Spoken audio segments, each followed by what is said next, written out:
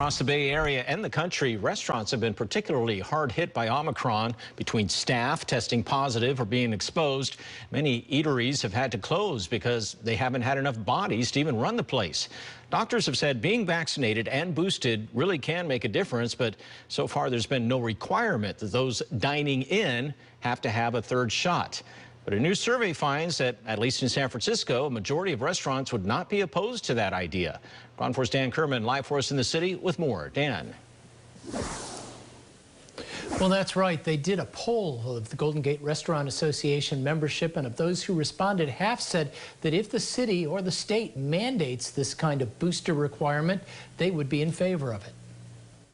As Omicron continues to surge across the Bay Area and the country, a new Golden Gate Restaurant Association survey finds half would support a mandate that all customers over 12 have a booster to dine inside. About 50% are supportive or would be supportive of a citywide mandate or a wider geographic mandate. 25% were still undecided, last week. I'm sure that's changed now with the new data. Well, right now, the city requires restaurants to check that patrons are vaccinated. The city is only recommending restaurants check for boosters. And without the mandate, most San Francisco restaurants are not going that extra step. Unless it's at a very wide level, so the playing field is level and customers and everybody knows what to expect, it's really difficult to pull off without a lot of stress on your staff.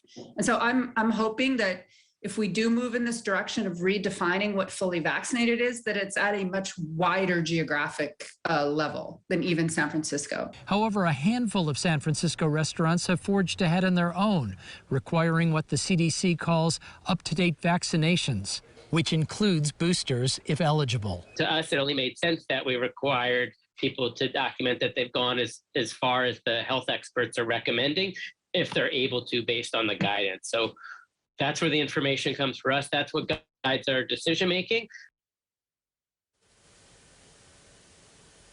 And Zuni Restaurant says there's been little pushback in terms of this. They also say they have not had to close because of a lack of staff. They chalk that up not only to this, but various other things that they have in place to keep staff and customers safe.